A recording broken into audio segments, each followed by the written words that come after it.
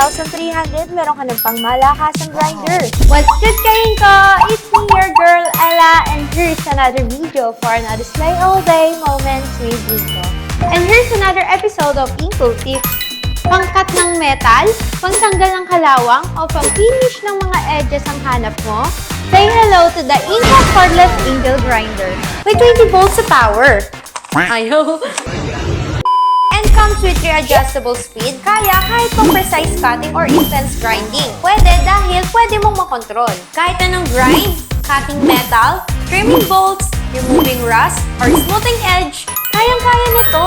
Sobrang lakas na dahil sa 900 watts power nito. For only 2,300, meron ka ng pangmalakasang grinder. Pero wait, kung gusto mo ng mas malakas, meron tayong iba't ibang variants. Kung heavy duty ang hanap mo, ito ang 1,200 watts cordless angle grinder. Kung gusto mo naman ng balance sa lakas at bigat, ito ang 950 watts na angle grinder.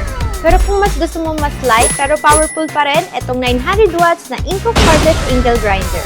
Kayo na lang talaga mahihirap mamili dahil sa ganda at powerful ng mga tools na to.